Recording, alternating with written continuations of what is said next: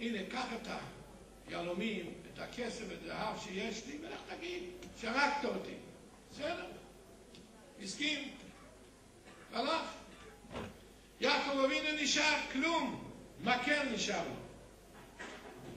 עכשיו מתחיל הבעיות, הוא בא, לובן ארמי, הדוד שלו, רץ נגדו, מחבק אותו, אולי יש לו בכיסים משהו, אין כלום, מנשק אותו, אולי הוא החביא בפה איזה ילום, ואין שום דבר. נתן לו חודש לאכול, אחר כך אומר, לא, אתה לא תאכל אצלי בחינם, לך לעבוד. נתן לו את הפסים. תעבוד 7 שנים, אני אתן לך את הבת. יעקב אבינו אומר, הוא רוצה רחל, בסדר, נתן לך, עובד 7 שנים, בא, עלה לחתונה, רימה אותו, הביא את לאה. למה רימת אותי?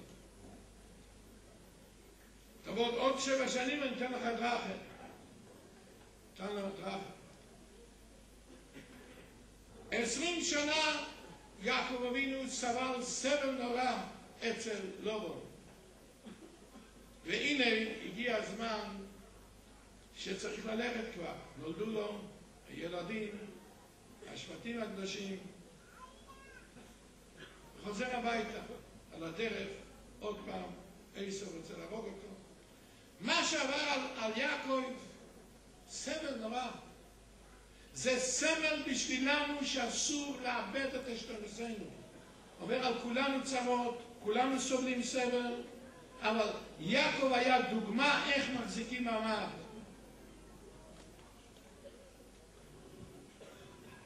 מה שעבר עליו צרות, פתאום דינו, שם ישמור מה שקרה לה, אונס, הלכו שמעון ולוי והרגו את כל אנשי שכם, וכולם קמו, היה מלחמה. יעקב אבינו שאל את הילדים, מה עשיתם לי? ומה, אנחנו לא ניתן לטמות את אחותינו. בסדר? בא חזרה אל האבא.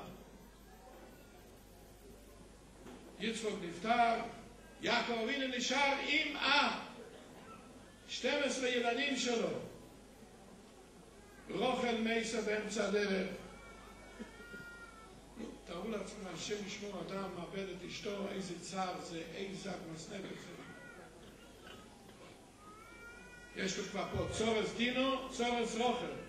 אולי עכשיו אני אתנחם עם מה שיש לי. כאן ניסיון חדש. ניסיון חדש בכלל. פתאום האחים מתחילים לשנוא את יוסף. מה עשיתי לכם? ויקנן בויכו. מקנאים את יוסף. זה הצער הכי גדול להורים. כשיש ריב בין הילדים. זה לא יכולים לתאר. בין אחים יש שנאה שלא מדברים אחד עם השני. זה הצער הכי גדול. ויעקב אבינו צריך לאכול את הלב שלו. שהשבטים שונאים את הבן זיכרונים שלו, יוסף. והם הלכו לראות את צאן אביהם. יעקב רצה לדעת מה שלוים. איכות. מה שלוים הבנים שלו, האחים של יוסף. שולח את יוסף. אם היינו אנחנו במקום יוסף, באמץ, נהיה כנים. מה היינו עושים? כנים. האחים שונאים אותי. לא יכולים לסבול אותי. לא יוכלו דברו אימא ושולם. לא יכולים לדבר איתו אפילו. היה להם שנאה כזו על יוסף, והנה האבא שולח את היוסף, לך תראה מה עושים האחים שלך. אני לא שמעתי מהם הרבה זמן, אני דואג להם. מה היינו עושים? נו? היינו אומרים, אבא, זהו זה, אני לא יכול ללכת, הם רוצים להרוג אותי. לא. אצל יוסף הצדיק לא היה דבר כזה.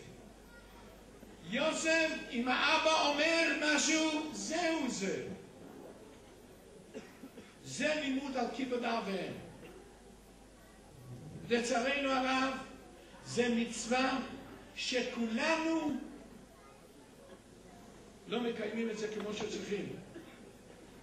היום אין תרץ. יש לכל אחד פלאפון סולרי, וכמעט לכולם יש שתי טלפונים. למה יש לו שתי אוזניים? דבר פה, דבר פה. נס שאין לו עוד שתי אוזניים, היה לו עוד שתי פלאפונים. אתם יודעים שיכול לעבור יום אחר יום, שבוע אחר שבוע, חודש אחר חודש, שוכחים שיש לך אבא, שיש לך אמא. מילא, אתה לא יכול ללכת לבקר אותם כל יום. אתה גר רחוק. אתה גר בדרום והם גרים בצפון. אתה גר בצפון, הם בדרום. גם כן לא נראה פעם בשבוע או פעמיים בחודש, איך תבקר אבא ואמא. לא, אין לי זמן, אני עסוק. לכל מיני שטויות יש לנו זמן, אבל ללכת לבקר את אבא ואמא, לזה אין לנו זמן. בסדר, אין לך זמן. תביא הטלפון. כמה זה עולה? אבא, מה שלומך? איך אתה מרגיש? אמא, מה שלומך? תעזוב אותי, אין לי. אני רואה עם חבר שמחר הוא יקבור אותך. תזכרו טוב מה שאני אומר לכם. אין לאדם חבר. אין דבר כזה. הוא החבר הכי טוב שלי. החבר הכי טוב שלך יקבור אותך. איתו יש לך זמן לפפט שטויות, שעות על גב השעות. ולצלצל לאבא זקן, אמא זקנה, כל יום, כמה דקות, שתקיים איזה מצווה כיבוד אב ואם, שזה המצווה הכי גדולה. אין לך זמן. אתם הולכים לעצבים. אתם יודעים מה זה? כולנו נגועים בזה. אנחנו צריכים לחזור בתשובה גם כיבוד אב ואם. מתי צלצלתם לאבא או לאמא? מתי עשיתם נחת רוח לאבא ואמא? לא, הם לא יודעים, הם סתם. זה אבא ואמא. איפה הכרת הטוב? החינוך, בספר, כמעט 1000 שנים, הוא נותן טעם על כל מצווה. על טעם כיבוד אב ואם הוא מסביר, כפי השכל שלנו, זה בשביל הכרת הטוב. אל תעשה את זה בשביל שום דבר. הכרת הטוב. מי שיש לו ילדים, הוא יודע איזה סבל עד שמולדים ילד או ילדה. האישה בהיריון, 9 חודשים, ומפחדים מאיזה מחלות, דאון סינדרום, או השם ישמור, משהו, מפחדים, מולידים, ואחר כך מתחיל הבעיות, בלילה לא ישנים, והילד או הילדה גדלים, סובלים סבל כל פעם בבית חולים, ופה רופאים, ופה עד שמכניסים אותם בתלמוד תורה או בבית ספר, והנה הם עושים בעיות. מי שיש לו ילדים יודע מה זה סבל לגדל ילדים. אף אחד לא שם לב, אבא ואמא סבלו מאיתנו, או איך סבלו מאיתנו, ואנחנו עכשיו מקבלים את זה חזרה. יוסף הצדיק היה סמל של כיבוד אב ואם. הרגע שהאבא אמר לו, לך רי בשלוים אחיך, יעקב אבינו שלח אותו, הוא לא שום דבר, לא אמר, אבא, אבל יהרגו אותי. לא, הוא הולך.